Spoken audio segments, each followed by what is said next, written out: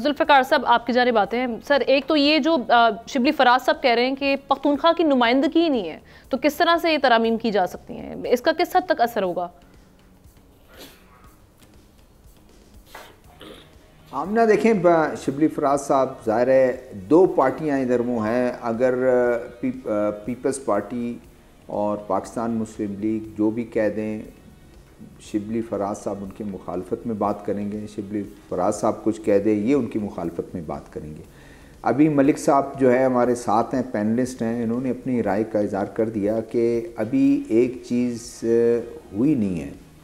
ये क्वेश्चन जाकर उनको अदालत में जाके अदालत में जाना चाहिए और अदालत में जाके कहें कि असम्बली पूरे पार्लियामेंट जो है वो पूरी फॉर्म नहीं हुई है अभी तक। वो उसके वो कॉन्स्टिट्यूशनली जो उसके नंबर्स हैं वो कम हैं, जिस वजह से भी हैं।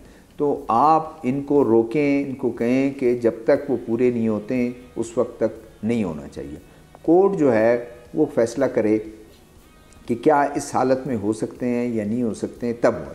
लेकिन मुझे ये लगता है कि माहिरीन जो काम ये करने जा रहे हैं, उनके जो कॉन्स्टिट्यूशनल माहिरीन हैं, कानूनी माहिरीन हैं, उन्होंने उनको ज़रूर बताया होगा ये आप पहले भी अटेम्प्ट किया था, पहले किस वजह से हो गया था, हम उसको दोहराना नहीं चाहते हैं मौलाना साहब के। लेकिन आज ये बात सबके सामने आ गई है कि मौलाना साहब को दिया, मौलाना साहब ने उसको वसूल किया और तस्दीक भी हो गई है। तो मौलाना साहब ने मेरे ख़्याल में उस वक्त जब हम बात कर रहे थे कि भाई आप इतनी जल्दी ना करें, मैं आपका साथ दूंगा, उसमें कुछ थोड़ी सी ऊपर ज़ेर ज़बर डाल दें, आने वाले दिनों में कर लें इसको, क्या जल्दी है। जो मकसद है 25 अक्टूबर से पहले, वो उससे पहले ही हो जाएगा। मौलाना साहब अपनी कंसेंट दे देंगे। शायद अब भी मौलाना साहब कहें कि नहीं जी, इस जो ड्राफ्ट है, ड्राफ्ट में मेरे ख्याल में हमारे लोग बैठ के थोड़ा मज़ीद इसमें अमेंडमेंट करेंगे, इसमें कुछ डिलीशन करेंगे, कुछ चीज़ शामिल करेंगे, तब किधर ही जाके होगा। तो मुझे नहीं लगता, क्योंकि पीटीआई के ख़ुद ज़ाहिर है उनके मुफाद में नहीं है कि ये चीज़ें हों।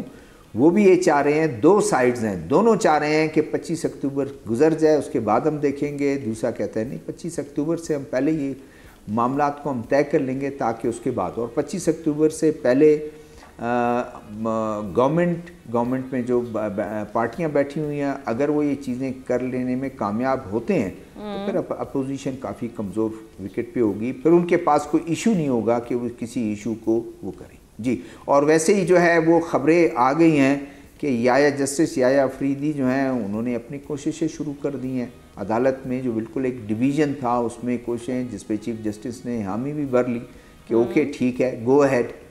अब वो दूसरी तरफ जाएंगे, दूसरी तरफ बात करेंगे, क्या करते हैं, उधर वो मामला हो गया।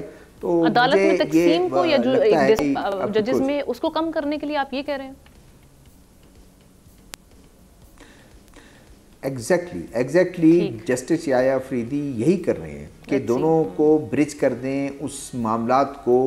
ज़रूरी नहीं है कि वो मामलात जो इस वक्त जो चीज़ें चल रही हैं कोर्ट में, जो मैटर चल रहे हैं गवर्नमेंट के मुतल्लिक, कॉन्स्टिट्यूशन जो एक चीज़ें जो हैं उस पर कोई बात करें। लेकिन मेरे ख्याल में माहौल बेहतर हो सकता है अगर वो चीज़ें को थोड़ी सी बात हो जाएंगी, तो ज़िद और अना जो है वो थोड़ी सी कम हो जाएगी और वो कहेंगे चले एक दूसरे का लिहाज रखते हैं।